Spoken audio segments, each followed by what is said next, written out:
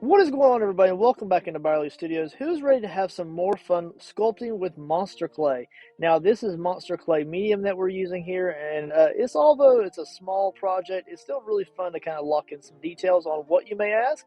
We're going to be making an Amazonian tree frog. Now, it's no specific type of species of frog or anything like that. I just want to have a general tree frog that I can add to the Goliath Birdeater Tarantula diorama.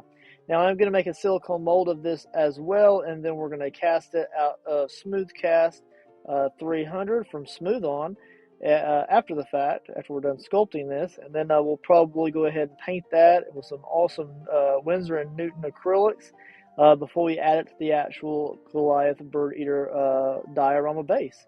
Now, my goal here is that I would have this sitting actually in the water feature, kind of hiding from the tarantula, as it were, kind of blending into the ecosystem on the terrarium or the diorama base, maybe blending in with some of that like green, nasty moss or something like that. So we'll see where this takes us. I just really wanted to have a nice little itty-bitty tree frog to add to that diorama. So as you can see here, I'm really just trying to lock in the overall body details. I'm using a rolled over piece of armature wire. That is a thicker gauge armature wire. And I'm just building up the overall kind of arches for the eyes, the prominent nose and mouth right there. And then I'm just kind of thinning out the neck portion as it rolls down the spine of the frog here. And I'll slowly start to detail in some of those details around the eyes, as well as around the neck and around the chin. Just try to make sure they have the general right proportions for what most people would commonly see as just small tree frog-like characteristics. Building up around the mouth there, just trying to make that a little bit more duck or prominent looking. And detailing on the mouth and around the nose will become one of the last things we do before we finish up the project. As you can see here, I do not have any legs or arms on this thing right now. I wanted to make sure I can kind of get the body locked in before I move on to any extremities. You can see also I did go ahead and remove some cavities for the eyes. I do want to add those later on after I was able to use a ball styling tool or a embossing tool just to kind of wallow those out, get the size that I needed, and then I can get the eyes to where they look proportionally right to the body size. Adding some little nodes around the back part of the neck just to kind of give it some texture and some general muscle tone before it goes down into the arms. Now, although I'm going to make this pretty low profile as far as hiding, he's not going to be sitting up on his legs. He's going to be really low profile, sitting down on his legs. So when I get to the legs portion, I will put little fingers on there just to kind of have something there in case it were to poke through any kind of medium that I were to sit him down into. But I just want to make sure that he has something and not nothing. It's so easy just to hide the feet and the little hands underneath his body, make him completely disappear, but I wanted to make sure there was at least a little bit of detail there just to add a little bit of variation and fun to the overall sculpture. Now I'm really kind of sculpting in the kind of the underarms there, around where the shoulders are going to be coming out from the top of his body there, but we're actually going to do the lower legs before we do the top arms. So we're going to go ahead and add some material, just kind of framing in the head, making the lower portion of like the jaw where it wraps around the back part of the head just a little bit more prominent. Sorry, I'm off the camera screen here. I'll try to bring that back around there. But I'm using a ball stylus tool just to kind of wallow out the eyes, get those eye cavities the right size in proportion to the overall size of the body. A lot of these frogs do have quite large eyeballs in comparison to the size of their body. I guess they have great vision as far as catching food, seeing predators, and things like that. I really don't know a whole lot about frogs. I just know that they're very cool, and I could probably sit here for hours watching a live one just kind of interact with this environment. It's very cool. Smoothing around the body there, you can really see where the spine is kind of peaked right there on the back, kind of smoothing both sides to it, kind of tapers towards where the legs are going to be. I did fold over a thinner gauge armature wire here, and I shoved that up into the body, and we're just going to go ahead and get the general shape for the coiled over leg And then what we'll do is we'll slowly begin to divot and take clay away until I can get almost like a folded over leg effect. So the leg comes out from the lower body, it goes up, folds back down, where it'll make contact with the foot, and then that's where you'll actually see the feet and the toes underneath of that lower part of the leg. I really had to think about how I wanted that to be, because I'm not extending these out and away from the body. I still wanted them to show that they were like, rolled over or bent over legs and not just all just one piece. I wanted there to be a little bit of detail work and some variation there between the muscles of the legs and the different sizes. The thigh part and the lower leg would be different sizes, and I want to make sure I was able to capture that as much as possible. This is a little bit of a process, you guys, but I've really never worked with anything this small with Monster Clay. I think this is my overall 4th sculpture with Monster Clay. I'm really happy with how it's turning out, and I'm going to be doing so many projects in the future with Monster Clay.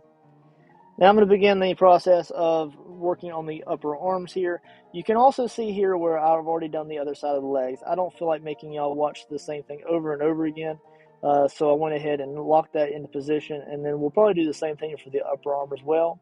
Now, these arms do start off quite beefy, and I kind of do leave them a little bit beefier than they would probably be in the wild or in a realistic scenario.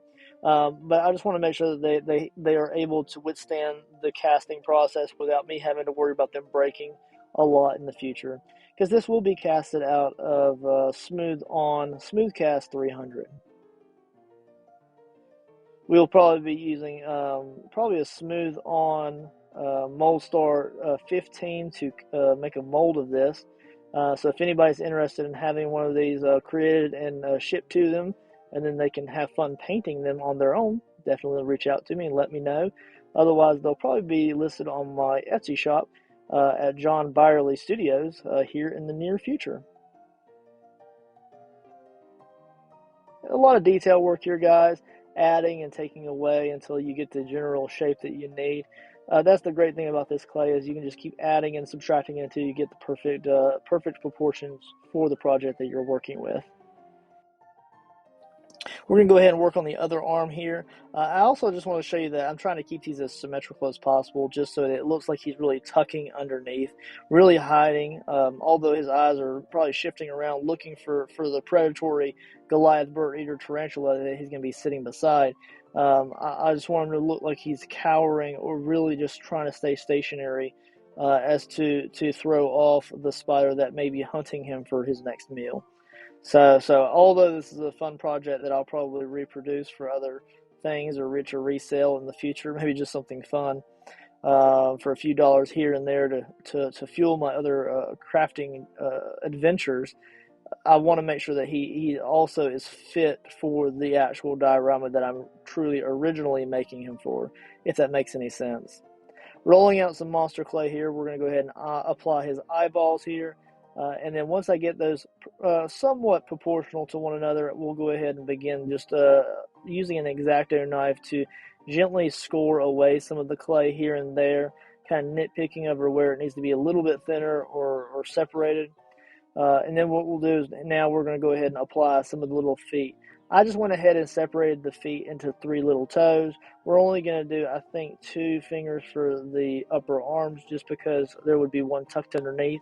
And he is going to be sitting down flush against his ecosystem. I'm also trying to make sure that the joints between the arms and the body are pretty seamless, although it's okay for them to have some divots there. I just don't want there to be any voids where the silicone can really get down into and then risk the silicone mold breaking in the future and then just having just nothing there. I don't want to have to worry about carving those pieces out by hand when the silicone mold will do that for me. Using the X-Acto knife, as I stated before, we're going to go ahead and carve out the eye there. And now, although this would probably be ultra smooth in a realistic frog body, I went ahead and made like a little divot here, and we're going to create some texture by removing the clay where that, I guess, pupil would be, or the eyeball would be. And then if you needed to, you can expand that opening out as far as you need to with your tools, so you can, dictate how wide you like for the eye to be in the scenario that you have him in. Just something kind of fun. Trying to smooth out that jawline, make it really nice and smooth.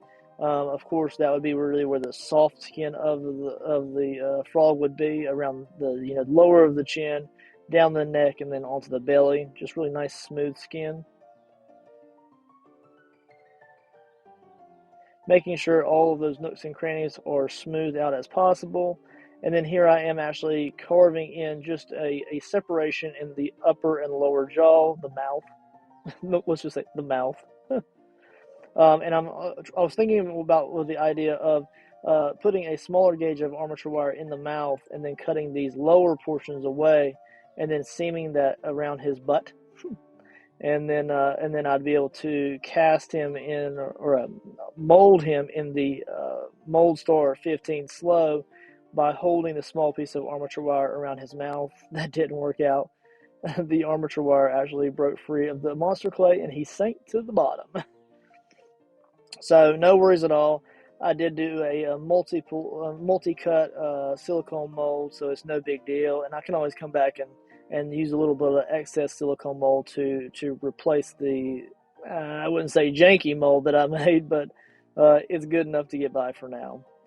Adding any final details, and then there he is in all his glory. What do you think, guys? Like, subscribe, and I'll catch you on the next one. Thank you for watching! Check out all of these awesome videos.